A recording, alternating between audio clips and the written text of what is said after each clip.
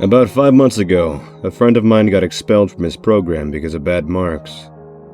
He was only halfway through the lease, and he didn't see a point of staying in the city since he was only there for school. He told me that if I wanted to take over his lease as a subletter, he would only charge me half of the rent, which I thought was a pretty sweet deal.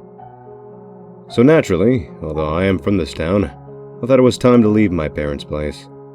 I had already graduated, and although I had been looking for a new job for a while, I still felt like I couldn't miss out on the opportunity. So, I took over his lease and moved into his place. The house itself is actually pretty nice. It's 3 floors, including the basement, and it's located near the university of my town, which is not a very safe area overall, but I spent a lot of my university years here and never felt unsafe. The room in the basement is pretty small but cozy, and the only other room down here is a girl who is currently a student, and she's pretty quiet. Actually, all the girls living here are pretty good roommates. I wasn't thrilled about living with the 3 girls, but now I don't see why I would have thought it was an issue. They're all pretty great and a good time.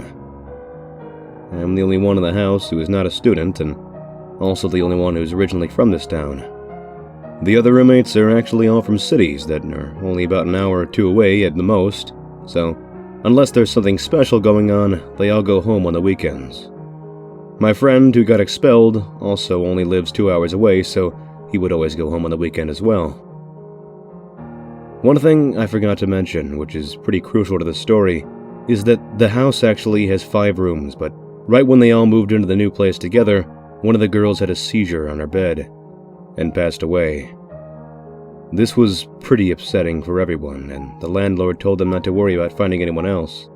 Their rent never went up or anything, and the room was left vacant.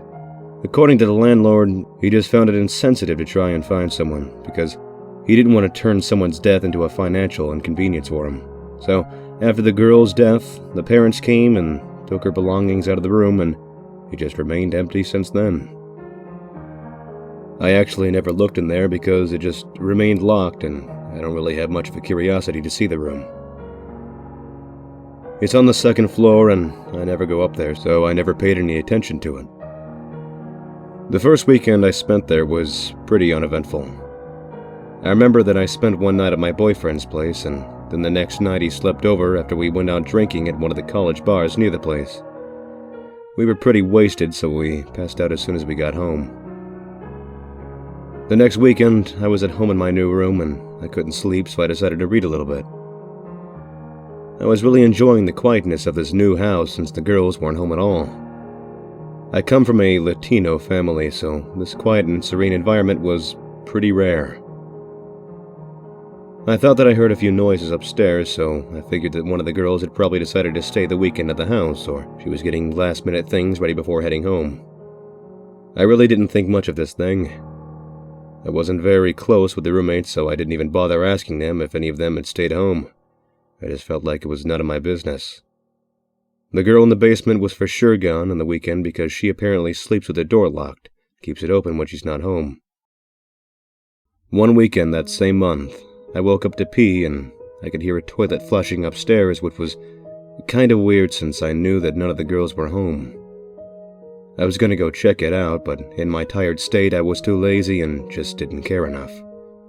It's funny how horror movies are supposed to make you paranoid, but the biggest lesson I got from them was that there's always a rational explanation for things. This would prove to be my biggest mistake because for a couple of months I was always brushing things off and ironically creating irrational explanations to rationalize what I thought were irrational thoughts. For example, I heard creaking coming from the 2nd floor and figured one of the girls must have forgotten something and decided to come by to pick it up.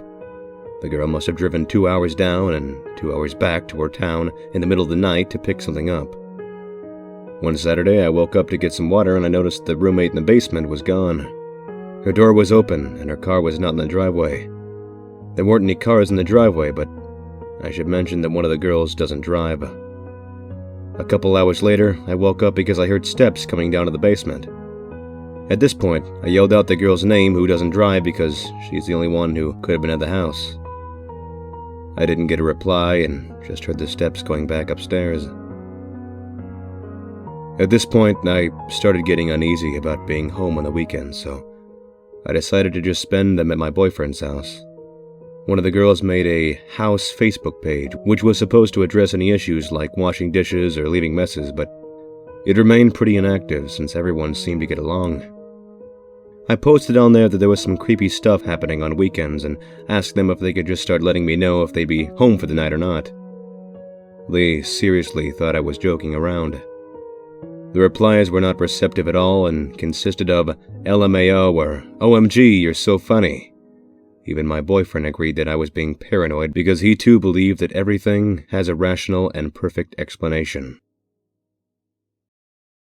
The thing is, when you say that everything has an explanation, you are only invalidating paranormal explanations or ghostly activities, which is not what I was implying at all. I never believed in ghosts or spirits or any of that jazz, and I never claimed to when I spoke to my roommates or to my boyfriend. They kept on saying that the house was old and made noise, but I know the difference between old house noises and someone walking down the stairs and back up the stairs. Fortunately, my roommates did start posting things on the Facebook page to let me know if they'd be gone. It was always the effect of, "Hey, GayAndFired, LOL, I won't be home this weekend, so don't worry about the ghosts." One weekend they all let me know that they would not be home and my boyfriend was on the midnight shift, so I had to spend the night on my own. My boyfriend called me on his break, and while I was on the phone with him, I heard noises on the main floor. I told him I was going to go check it out, and he told me to go ahead because the motherfucker still thought I was being paranoid. As I said this, I heard the footsteps going back up the second floor. Once I got onto the main floor, there was nobody in the kitchen, and all the doors into the house were locked. I was extremely paranoid, and didn't feel safe. My boyfriend calmed me down and convinced me that everything was okay, so I never went to the second floor, and it's probably best that I stayed on the main floor. After that weekend, I told my roommates in all seriousness that I was convinced that someone had been in our house at some point in the night. I told them what I heard, and the fucking bitches still claimed that it was the old house making noises. My boyfriend was almost permanently on midnight, so I did what I never wanted to do and started spending weekends at my parents' place. The girls still posted on the Facebook page whether or not they were leaving the house or not, and I decided that I should do the same. So I also started posting when I was and was not sleeping in the house. One Friday night, the Facebook page looked something like this. Roommate 1, not sleeping at home. Roommate 2, not sleeping at home. Roommate 3, staying home because of midterm exams. Me, I'm staying at my parents' place. The next morning, I received a frantic text from one of the roommates saying that the roommate with the midterms had been attacked. Apparently, she was in her room studying and heard a noise right outside of her bedroom. When she went out to inspect it, she was greeted by a man walking out of the dead girl's room. I later found out more details about the whole thing from the roommate who was attacked. The man looked rough, greasy hair, and just a dirty face. When they made eye contact, he held his finger up to his mouth and uttered, "Shh," while smiling. The nail on his finger was long, and his beard was apparently really scraggly and uneven, like it only grew on a certain part of his face. She screamed out of instinct, even though she knew there was nobody in the house.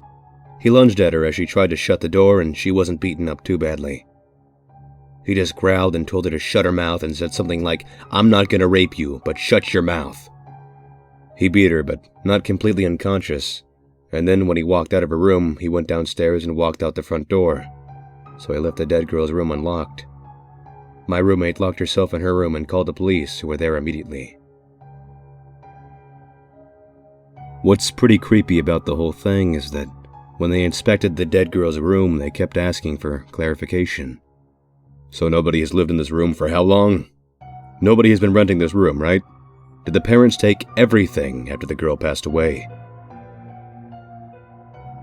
The guy had a really sweet setup, actually, and had brought his own small mattress to put over the bed frame. He left most of his stuff because they probably didn't expect a confrontation that night.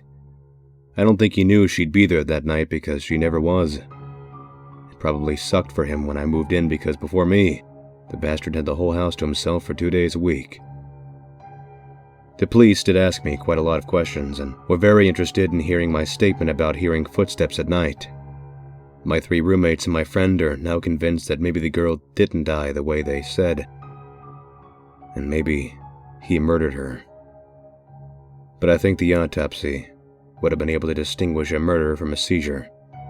In their defense, the whole thing is really creepy. We're not really sure how long the guy had been living there, but it's very likely that it had been for at least a few months. The theory is that the guy had been climbing in through the window, so it's possible that he was even there at times when all of us were there. The police are really interested in talking to the landlords because they want to know how the man found out about the vacant room. The landlord is a pretty decent guy, so I don't think there's anything going on there. I don't even feel an "I told you so" attitude from the whole thing. I think that I'm just glad that the girl is okay because she seemed pretty shaken up. I just wish people were more willing to listen to me when I told them that I thought somebody was coming into our home. I even said it might be a squatter, which everyone laughed at. This happened very recently, so it might be a while before an update.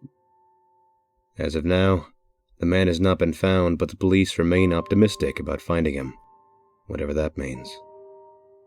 This has been a pretty terrible month for me, and I don't know if I want to be at this house anymore.